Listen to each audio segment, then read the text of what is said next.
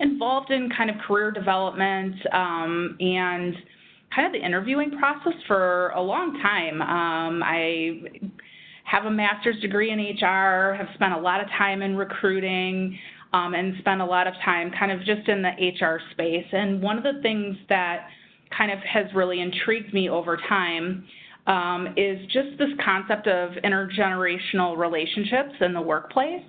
And when I think about all of the diversity that is in the workplace, this is one of the biggest areas where we're seeing things pop up, you know, as people are having kind of more dynamic relationships in the workplace. And so I learned a little bit about this from some folks at an organization called Interfaith, which they specialize in individuals who kind of fit in the senior group or the boomer group. And, you know, as somebody, I like to be fully transparent that I am fully Gen X. So you'll kind of learn a little bit today about some of these topics and some of the differences. And of course now I should have tested it.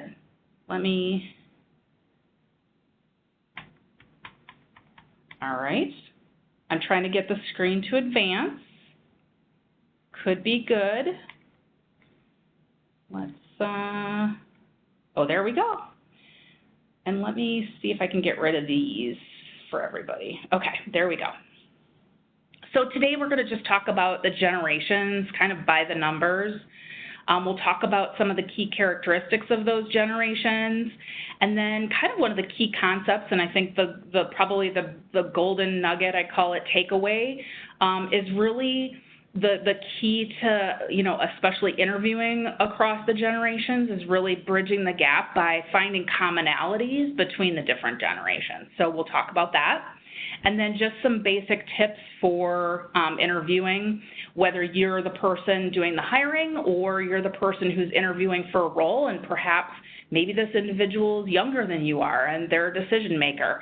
And we'll talk through some of those situations.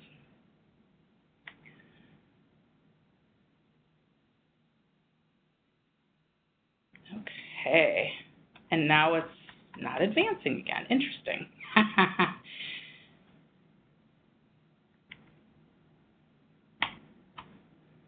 Okay.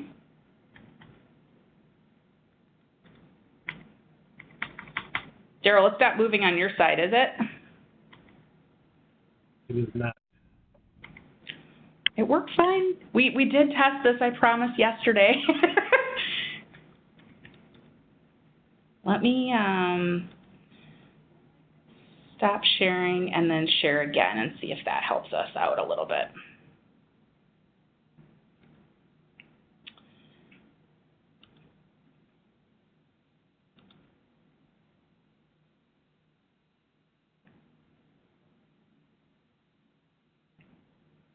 Okay.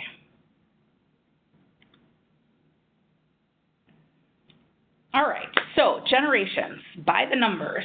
So the best census information that I was able to kind of get the latest and greatest information on, it was from 2016. And so when you look at this slide, the one thing I would not look at is the age in 2016.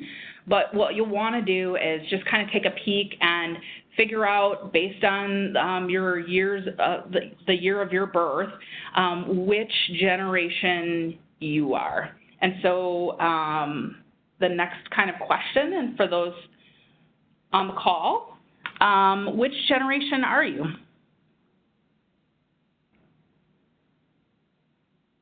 Daryl, what are you? I am Gen X. I'm Gen X too. I know we've got a few other folks on the line, if you wouldn't mind just sharing. Yep. And for those who missed the beginning of the webinar, please use the chat pod to share. Oh, great. Yep. Or, please use the chat pod to share. There we go. Ooh, we've got more Gen X. I've got a boomer. Awesome. Okay. Super helpful as we kind of go through the next level of detail. All right, so Strauss-Howe Theory. Okay, so what this theory basically says is that, you know, the generations are formed and the way they kind of figure out start time and end time associated with a generation is really that there were kind of common historic events that create a specific lens for that time, and that everybody in a certain time period has kind of a similar reaction because of, could be anything. It could be political. It could be even, you know, kind of more social elements. And basically that the eras are defined by kind of big historic events. And so it's, you know, how would boomers perceive like an event like 9/11, or how would a millennial have viewed that based on what they saw? And so they use this to kind of help generate the bands for the different generations. And so what causes these gaps is really just the pace of change. When you think about, you know, and you can see the list here: music, fashion, how technology plays out, culture, and the political landscape. And so really when you think about that and how it can impact the different viewpoints, that's kind of what creates generation gaps. There's just a difference in how things are perceived. And as we go forward in the discussion today, I'll kind of talk about kind of different lenses to look through, and that each generation kind of has their own lens that they have. And I think this quote is probably completely appropriate, and I think especially for those of us who you know, are either in the engineering space or maybe even in this HR space, that the pace of change is continuing to accelerate. We see that with technology, even how people perceive time has changed, and that as we move forward, especially with kind of tech and phones and, you know, this kind of connected world, that the relationships are going to continue to be even more important. That, you know, having that kind of connection with people is going to be even more important than before. And so having just an understanding of the different generations will help you build relationships with those who are of a different generation than you. So now we get to kind of the snapshot. Gen Z, just kind of to give you some characteristics, and again, these are just generalizations. There's obviously a lot of variation even within a generation, but these are just sort of some things to kind of think about as you're interacting with somebody from Gen Z. These guys are just beginning to enter the workforce. Definitely what they would call digital natives, which means that they've spent their entire, you know, life being surrounded by technology, probably have had phones in their hands for a very long time. This is a group that's highly entrepreneurial, and so when you think about just how, like, websites like LinkedIn, or there's kind of in the marketing space, you have the ability as like an individual contributor to be able to market your services and basically have your own business. It's technology enabled, and so there's a lot more entrepreneurs, younger entrepreneurs in this specific group. Talk about a group that would support like diversity as a whole, and just because, you know, our world kind of is shrinking because of technology, and because they have access to, you know, different cultures, and we're starting to see even in the workplace, you know, celebrating, you know, non-U.S. holidays, for example. Not sure about your organizations, but just as they're starting to see and accept and support more diverse, this is probably a little bit different than maybe some of our older generations. They generally tend to be less religious. They definitely blur the lines between work and home. There was quite a few articles and research around being overwhelmed. And I think this is kind of a function of technology, and a lot of the articles really pointed towards, that there is so much information, and so, there's so much that you have to manage as far as like being a person online that's interacting with their fellow students, and that they feel like they need to manage their like social profile and their online profile, and have the physical space, and that in general there's this sense of being overwhelmed at times, and that this technology piece does contribute to sometimes a feeling of being lonely and feeling individualistic. Millennials, there's a lot of kind of jokes and things about millennials, but they definitely grew up in the financial boom. Like their Gen Z group, they are tech savvy. They love their social media, and they're definitely comfortable with kind of what I would consider like blended work. And so it's kind of like they're always being social and always kind of plugged into their like social media and things along those lines, but they're also kind of always plugged into work and always kind of monitoring that. And so whereas maybe in the past, an organization, you went to work, work was conducted at a specific location, that line in terms of how we're enabled and how technology has impacted this really has changed kind of this multitasking, but also kind of has impacted like work-life balance. This group also builds what they call parallel careers. So there was quite a bit of research around the fact that this group will have a full-time job, but they'll have a sideline gig that they'll be working on that's maybe something, maybe closer to their passion. And so those are some things to look out for the millennial groups. I think the one other thing, and I know it's here, but their work, they believe that it should be measured on results and not the hours put in. And again, that kind of comes to that work-life balance and really this more blended approach to work. I know I saw a Gen Xer out there with me. This is so me, it's not even funny. Basically, distrust of national institutions, definitely like cynical and maybe pessimistic at times, very comfortable with change. And then, kind of this is a group that was like the beginning of the front end of working, having office work happen both in an office and outside an office. So that's kind of one of the first kind of splits there. And then, we're really one of the first generations that doesn't expect lifelong employment. I remember, coming and talking to my mom and dad after taking a new job, with being with a company for 3 or 4 years.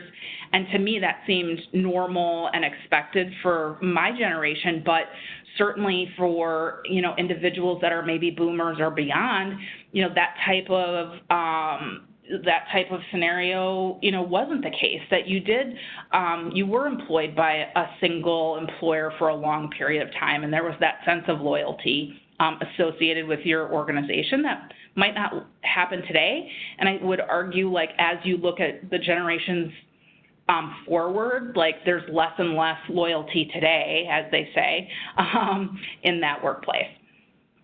And that's why you're seeing so much traction in articles around, how do you attract and retain millennials, or how do you attract and retain certain groups? That's because that group is much more mobile than kind of preceding generations. Then also kind of increased emphasis on work-life balance. And really, when you think about Gen X and what formed this group in particular, this was really this was the first generation where both parents worked, And they talk about latchkey kids or what have you, and there's good with that, right? Like this high degree of self-reliance, but also like they saw their parents, kind of in the 80s, really like not having the work-life balance that they had, and so the Gen X is reacting to that, basically that trend, and saying, okay, for me, I want to have more work-life balance. And so more to come on that. Boomer snapshot, I know I saw at least one boomer out there, grew up in generally good economic times. Kind of a mixed view on authority and management, that they kind of share that with the Gen X group, but they're very accustomed to working long hours and being in the office, and again, that less emphasis on work-life balance. I combined post-war into one group called post-war. This is both the silent and greatest generation, since there's a lot of kind of tail off in terms of the numbers, but definitely grew up in a do-without era, and I think that's related to, the Depression and other things that happened during that time period. Definitely more hierarchical, definitely respect authority, not as much on change as maybe that Gen X group and beyond, and younger, where they're like so accustomed to change that it's almost second nature to them. And definitely this is in-office work, the ideal of an employer in terms of loyalty, that hard work will pay off, et cetera, and there just really wasn't any thought about work-life balance for this generation specifically. All right, so just a quick snapshot. I'm going to pop out to the chat to find out, like, was your snapshot at least directionally correct?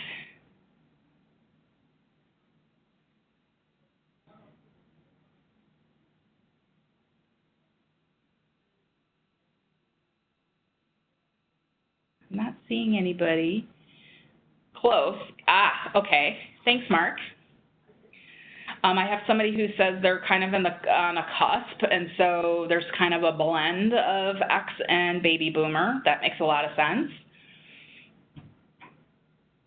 And I'm like firmly X. Like I can't even that's all me. So I can definitely relate to those. All right.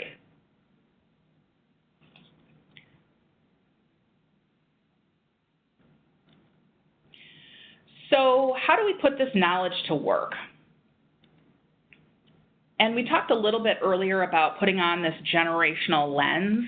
And really this is kind of like putting on your spidey senses and kind of trying to observe and kind of try to pick out which generation this individual is from. And so sometimes you can pick it up by like some word choices that they make. I joke about saying totally all the time, or my dad would bust me for saying it's like. That's a very Gen X phrase. So there may be some word choices or some slang that's being used that would help you identify that. There is quite a bit around kind of mannerisms and gestures and eye contact. How readily they accept and utilize technology, and then maybe, a little bit around kind of what they're wearing. Generally, the older they are, the more formal they tend to be dressed in the spectrum, and that, definitely brighter clothing for some of those older generations versus kind of subdued. I know my generation, like there's a lot of black people wearing black clothing, for example. So you can kind of maybe pick them out a little bit using some of these clues.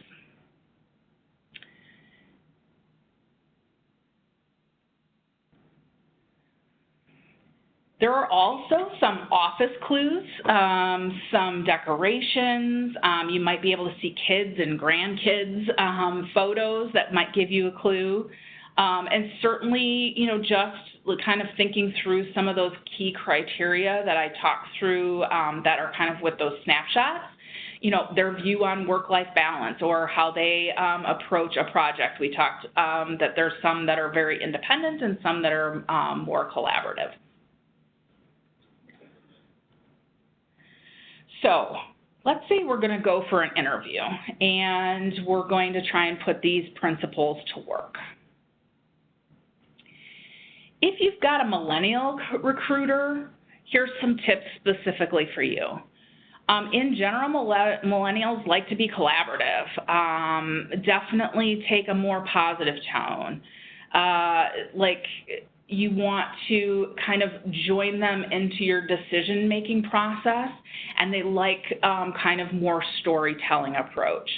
I think the one story I will share that's pretty specific, I had somebody that I was doing some career coaching with, and his name was Jerry. And Jerry had come to me because he was having some difficulty obtaining second interviews.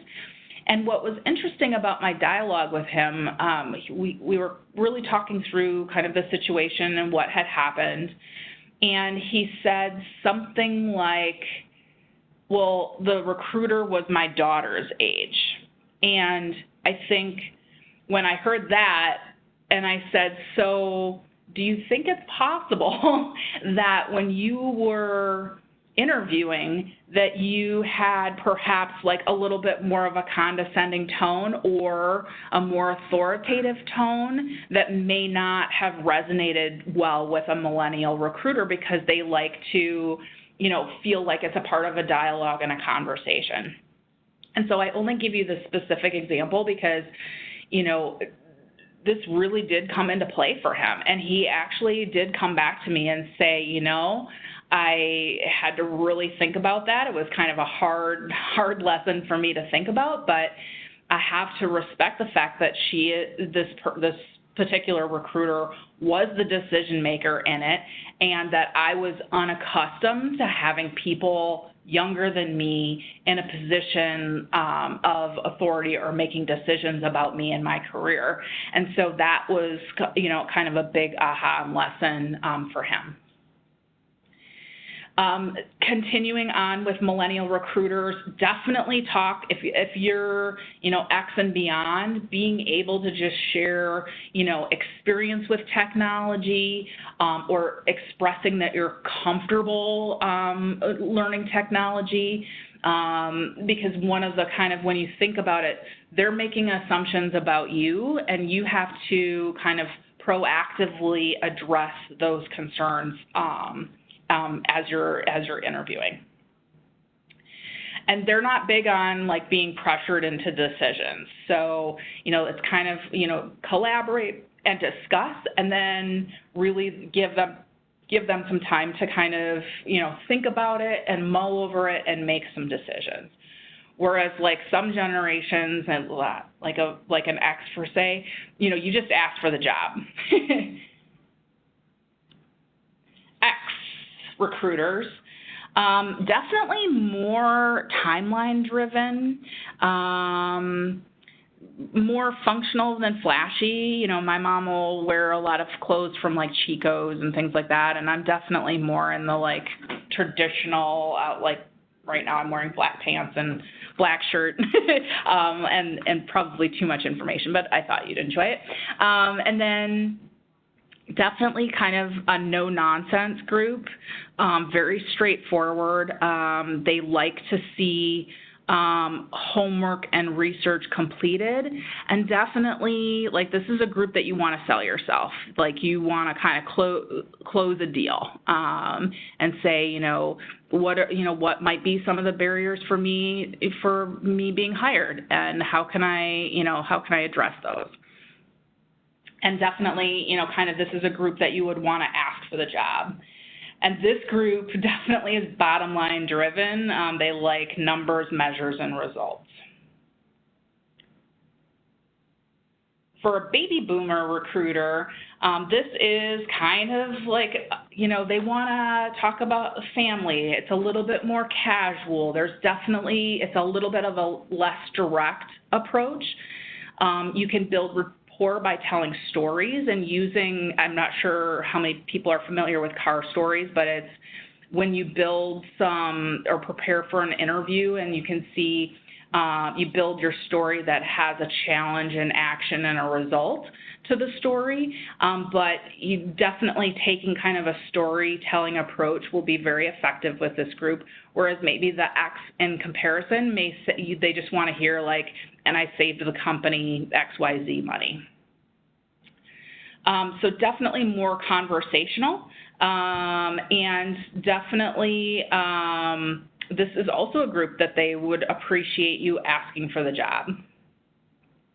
I thought it was interesting, there was a little bit about this kind of close to the vest concept where, you know, they won't necessarily reveal everything that's going on or all the context associated with a job or a position. And so they'll share, but not everything. Post-war recruiter, some tips for this group. Make an appointment and keep it. Definitely, if I think about my grandparents, you know, if you said you were going to do something, you better do that.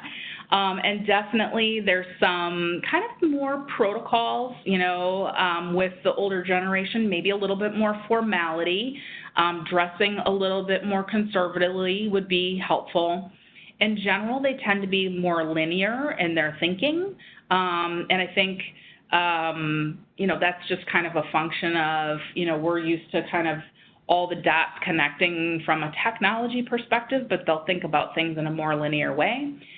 Definitely more chain of command, definitely kind of more sticklers on grammar and manners. And so if you think about how that might play out in an interview or during an interview process, it's like thank you notes and you know, definitely taking a more, you know, more formal approach.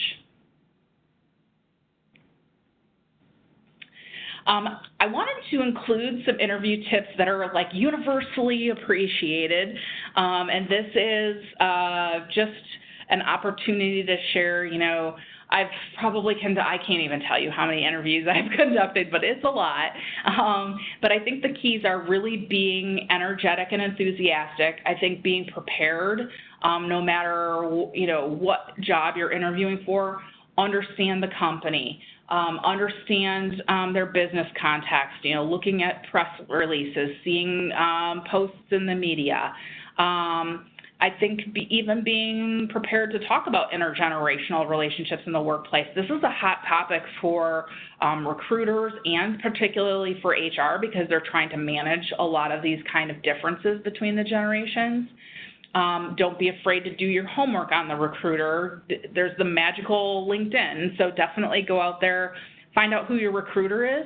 And I think this is really important because one of the kind of the, you know, key messages that I'm hoping you'll take away today is as you're kind of trying to build a relationship with a recruiter, the key is to find like what are the commonalities. So it might be things that you find on LinkedIn.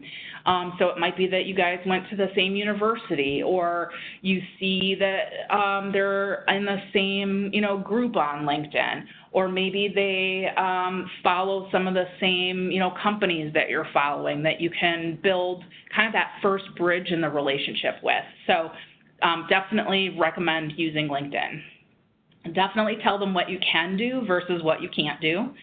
And then I would say take kind of a proactive approach to dispel the myths of your generation. So I know in particular, just to, you know, point out a specific example of what I mean by this is, you know, maybe you're a boomer and you're trying to sell yourself with somebody who's a millennial or maybe a Gen X. And it would probably be helpful to talk about, hey, you know, I downloaded this new app where it shows me, you know, where tornadoes are in the area, and it was pretty cool. And just like kind of, you know, sharing, you know, a little bit about your comfort level and using technology would be helpful. And then always, you know, talking about how, you know, how you've been creative, how you've been successful, and what you've contributed to a company previously will always come in handy. A few more interviewing tips. Make sure to include your LinkedIn profile on your resume. I think some people will say, well, the LinkedIn profile and the resume are the same information. It is, and it can be, but I think, a LinkedIn profile can have what I would say is just like more personality in it, and so you can, talk about books that you've read, that you can see associations and groups that you're affiliated with. And so you can kind of get just a little bit more of a picture of what, and share just a little bit more of the picture with your profile. And again, like the key here is really like try to find the common interest. So it might be being entrepreneurial, or that the company is looking for individuals that have an entrepreneurial spirit and to be able to talk effectively about what that means. It may be that I know boomers and millennials in particular, and I don't, it didn't make this cut for the slides, but one of the things that they have in common is that both have a very high level of volunteerism and a commitment to the community, and so that might also be kind of a common ground that you can establish during the interview process. I joke about the mirror. And I wouldn't recommend to go to a creepy level with it. But one thing you can do if you haven't been able to quite peg what generation, you're interacting with, you really can use a technique called mirroring. So, if the person is kind of leaned back in their chair, that you would also kind of lean back in the chair to show that same comfort level. If the person is animated and using lots of hand gestures, be a little bit more animated and use hand gestures. It's to kind of think through, like, people like people who are like them, and so really trying to, like, don't go creepy with it, but definitely take some cues along the way in terms of posture and things along those lines. And I think that another key is always to be networking, whether it's to search for new employees that you're in a position where you may be hiring in the future, or it may be that, you need to be in a great association like IEEE. So definitely continue to build your network. Some things to think about.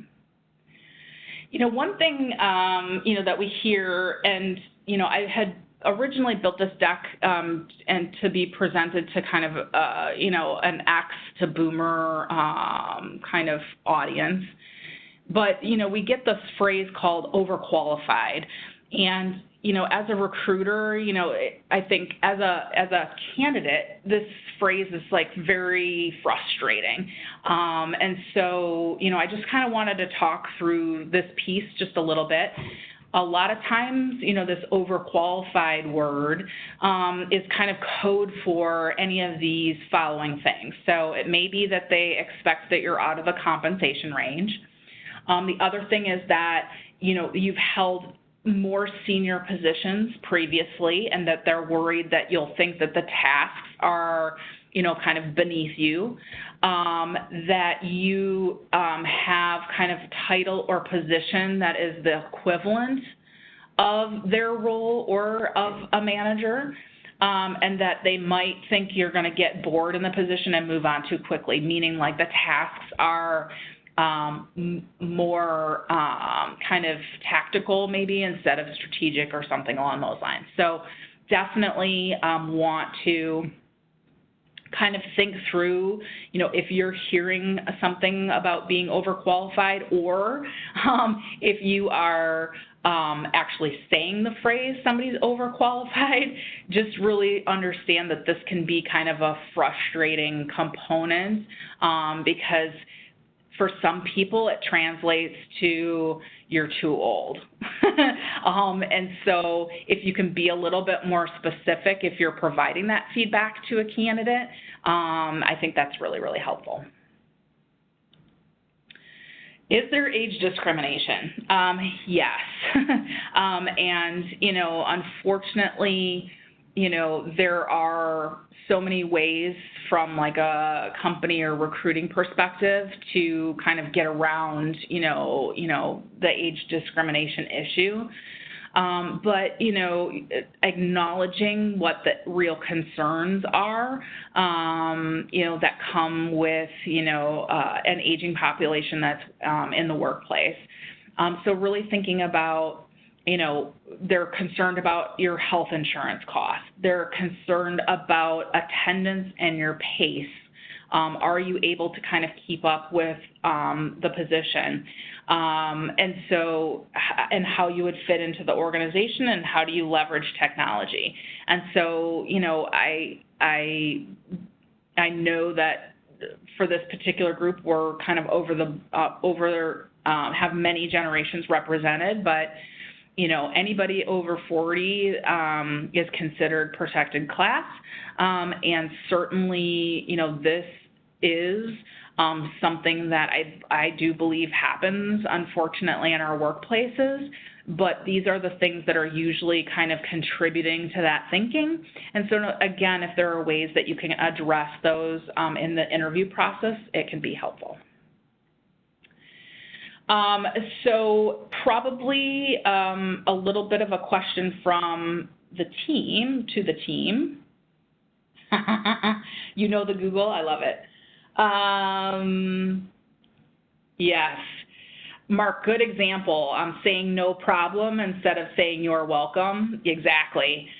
There are just some phrases that I think are absolutely, kind of very generational. So, you just sort of have to put on your hat as you're going into an interview or as you're conducting an interview, and really think about what assumptions are going to be made about you and what are the kind of tactical things that you can present or share with this other individual to kind of bridge those gaps. And again, finding that common ground is kind of the key, the secret sauce to making the generations work.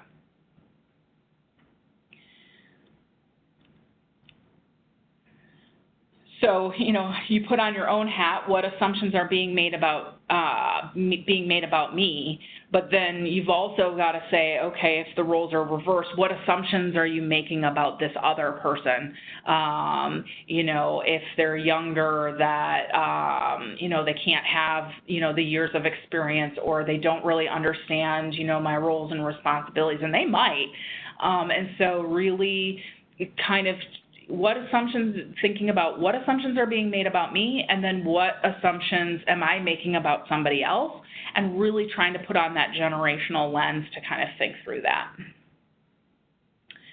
I think probably my number one tip, there's a couple surveys recently coming out from and I know it's probably in my references section of the deck, but there was definitely some studies being done about what employers are seeking today. And what became really, really clear is that it is the ability to add new skills, that you can demonstrate the ability to change and update and to add new skills or to try new things is the number one skill that employers are looking for. And so I think, as we get a little bit older, that becomes a little bit harder, but it becomes more important for you to demonstrate, that skill set. So I believe that is it. I want to thank everybody for taking time out of their schedules today to learn just a little bit more about the generations. Hopefully I didn't go through the content too quickly, but definitely feel free to reach out to me or add me to LinkedIn. I always love connecting with new folks, especially those from IEEE.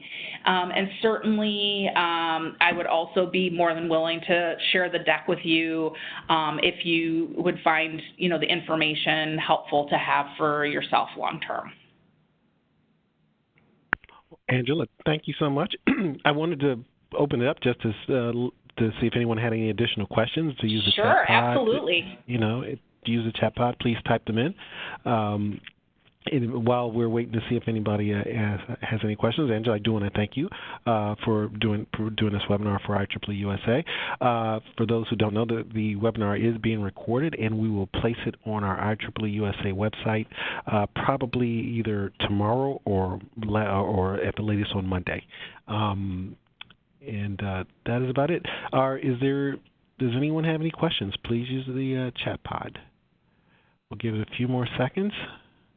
Well, and I certainly hope everybody can at least take, at least one aha home with them and kind of wrap it into, your day-to-day. I know it was largely focused on interviewing, but I think, you can expand, that much beyond and just sort of, even thinking about your kids or, other family members, and certainly those in the workplace.